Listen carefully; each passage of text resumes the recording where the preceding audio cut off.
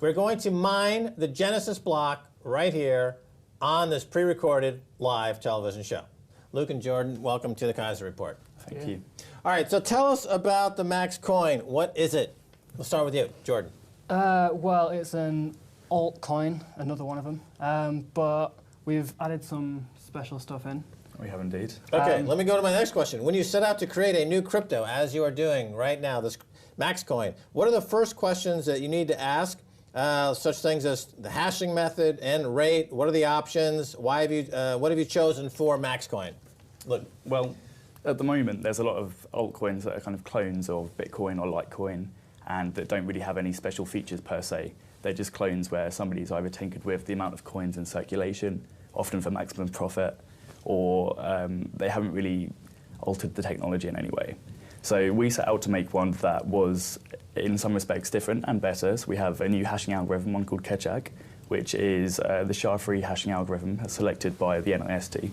So there's a consortium of people that chose over 5 years the most secure hashing algorithm to use. Okay, stop. Let's roll back for a second. Okay. Hashing algorithms, or hashing as the term, let's just talk about that a little bit. Okay. So in other words, a cryptocurrency like Bitcoin, every 10 minutes or so are released into the community after the proof of concept has been run for all the transactions up until that moment. Yes. And that's a hashing. That's a hashing function. The hashing function, which is for Bitcoin, is up to like 5 petaflops or something, some enormous amount of huge energy. amount of power going into it, and that is essentially increasing the trust in the network every single time a block is mined.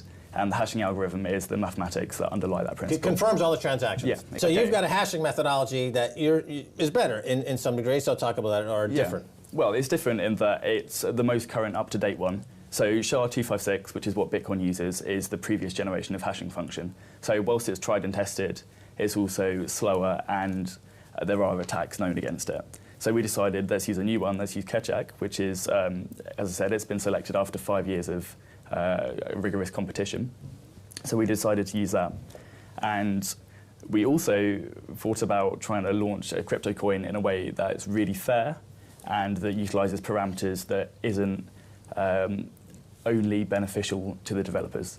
Or early adopters. I should mention you guys are from Bristol University, which appears to be a hotbed of this type of technology. Also home of the Bristol pound, another alternative currency. Yeah, indeed. So to get to your point here, with this mining that goes on, there's a point now where people are using these very expensive ASIC mining rigs to mine coins, which is essentially mining is the word used to solve these mathematical problems that releases the coins into the community.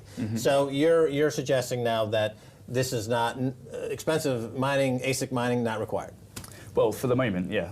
So if we launch using a new hashing algorithm, there aren't any ASICs that are tuned or created at the moment in order to solve a crypto coin problem using this hashing algorithm. So if you have Bitcoin, then most people can't afford to buy an ASIC miner, so they don't really have any chance of mining their own coins. So it's a bit of barrier to entry. Exactly. Because the mathematical problems get more difficult as the mining progresses to make it it's a limited supply and to create that mining analogy. Exactly. Yeah, and even with script coins now, people have GPU farms set up. Every script coin that comes out, they can use the same set of GPUs to mine it. With a new one, you can't. Okay, let's mine the Genesis block right now. Okay. So open up your laptop, and this is going to be the launch of a crypto, essentially. Yeah, indeed. This is exactly what happened to Satoshi Nakamoto in 2009. This is the moment. We're recreating a moment that we are recreating an event. Right. Exactly. But it's called Max Coin. It's an alternative currency, an altcoin, which is going to be trading alongside other altcoins, and there are now 100 or so altcoins. But let's go ahead. So you are going to mine the Genesis block. Proceed. Proceed. Okay, I'm doing so. It's not overly exciting, I'm afraid. I'm going to warn you. Basically, you're hitting a start button. Yes. So what happened just now? So at the moment, when you mine a Genesis block, you need to set up a few parameters within the code. So we need to give it the time at which we're going to mine it. You specify a particular string, something along the lines of Max Keiser launches his own altcoin, and then you let the transaction work for a little while, and eventually it spits out the hash for the first coin in the blockchain, which is the public ledger that details all of the transactions up to date, and that's what mining constitutes, is adding to that ledger. So I'm going to quickly build the application and let it run. And in a second, it's going to tell me the Genesis block hash. I can feel it. I can feel it in my mind. I feel as though you're mining my mind.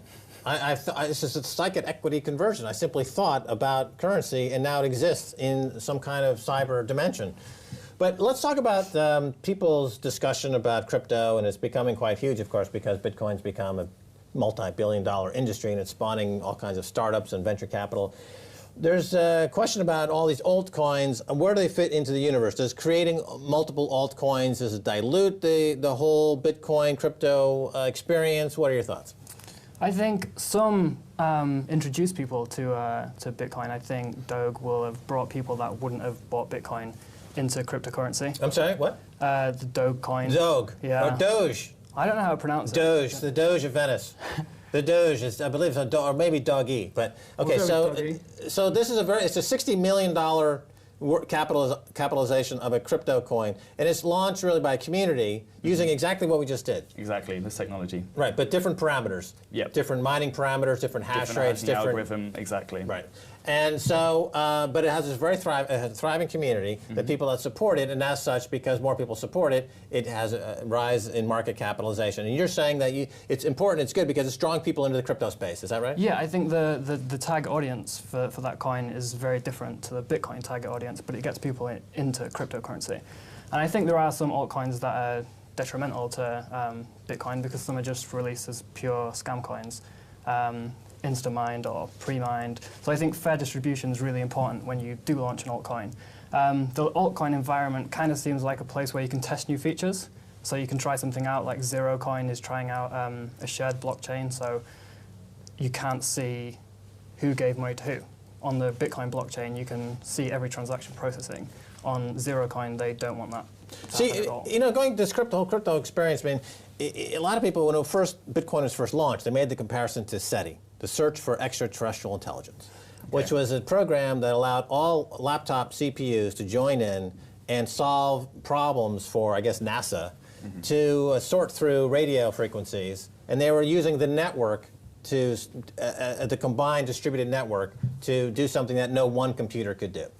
And so you have a distributed network effect. Yeah. Here, with a cryptocurrency, instead of having one central bank, you have a distributed central bank of tens of thousands of computers, like this one now with Maxcoin, but others with other cryptos or Bitcoin, that are essentially hashing the hashing algorithms in place. They're solving these problems. But the idea is it's all distributed, right? That's the big difference between a cryptocurrency and, let's say, the dollar or a pound, is that they're all centralized with a central bank. Yeah. This is a decentralized currency. Is that an important feature? And what do you think? Well, I think so completely, because I think it gives power back to the people using something. It essentially means that you don't have to trust a third party in order to control your money, to look after it, to maintain the system, because everybody who has a vested interest in it, who has their money in Bitcoin, say, is running the client and is contributing to the network. And I think you've seen it with other technologies such as Tor, which is massively important for encryption, but things like SETI and folding at home, which are distributed scientific proof of work. I think decentralized networks are almost the future of the internet, because it means you don't have to pay somebody in order to sit there in the middle and mediate something. You get to contribute yourself, and it's everybody else doing the work. Now, you're in Bristol. You know, our show, Keiser Reports in the UK, we have 2 million viewers here in the UK. We have 20 million worldwide. Okay. You guys have seen our show, undoubtedly. And we're always bashing bankers. We say they're all basically scum. Yes. Okay. Now, as students, is that message resonating to the, and is that part of why you're going into a crypto environment? In other words, there's a transition going on in finance and around the world. You're this kind of next generation to step out into the world stage. Is this what you see as the banking, is this what you perceive as banking today? Versus, let's say, the old school HSB, Barclays, all the scandals that they're involved with. Are you willing to just say, to hell, screw you guys, this is banking now, this is the new 21st century reality? I would like to see that happen. I've paid for beers in Bitcoin now, I've paid for bits and pieces in shops, and as far as I can tell, there are more and more websites and vendors that are starting to accept it. And if it gets to the point where I can live my life without having to use a bank, where I can control it on my phone or from my laptop, I see no problem in doing that. What's the story with Kitty Coin? Okay, because Jordan, talk about Kit. Is it? I mean, and again, I'm not sure how to pronounce this. Kitty or Kitty. but it came out after Dogecoin. So what's up with Kitty Coin? It's become a bit of a penny alt, and a penny alternative. Okay. Mm-hmm. Yeah, like penny stocks. I bought it at 2 Satoshi, I think, and then it had like a panic rush up to about 35, and then you tweeted about it, and it had a panic rush up to about 130. I don't know what it's currently at. I think it's about 90 right now. Right. So you paid a Satoshi for it. Now Satoshi is a subdivisible of a Bitcoin. Yeah, the lowest divisible amount. Which is was it divisible to 8 places or 8 places? So that's a Satoshi. Yeah. And you on one of these crypto exchanges, like, was it Cryptsy? I bought it on Coined Up. Coined Up. Which is the slowest site in the world. It's the slowest site in the world. That's not a good thing. But can people, Max Coin will be listed where? We have CoinZ, so they'll list it straight away. CoinZ, okay. Yeah, we have another exchange that we've written ourselves. Yeah, we have an exchange in the works at the moment. Okay. Which will just be Max Coin to Bitcoin. So people can convert pounds into Max Coin on an exchange, and then they can convert it into Doge, Kite, or Bitcoin, or dollars, or pounds, or yen, right? Yeah. So it's, to get back to this point, we only have about 30 seconds, but any crypto transactions that are pulling money away from the fiat world is decapitalizing the fiat world and decapitalizing all the fraud of the fiat world. Would you agree? Yeah, I think so. The market caps of altcoins are getting kind of silly now as well. I think a few of them, I don't know what the Bitcoin market cap's at right now, but there are a few more that are just enormous. Can the Max Coin take on Doge? It's got a 60 million market cap. I mean, can we get Max Coin above 60 million in market cap? I think that's the aim. Doge, you're going down, Doge. Forget Kitty. All gone. Well, we're out of time, guys. Thanks for coming in. Thanks for being on the Keiser Report. And we'll obviously be tracking this very closely in the Keiser Report. And anyone who watches this show is going to get a leg up on mining these coins. So thanks so much. Yeah, you're welcome. Okay, and that's going to do it for this edition of the Keiser Report with me, Max Keiser, and Stacey Herbert. I'd like to thank our guests, Luke Mitchell and Jordan Fish, creators of Max Coin, the most exciting altcoin in the universe today.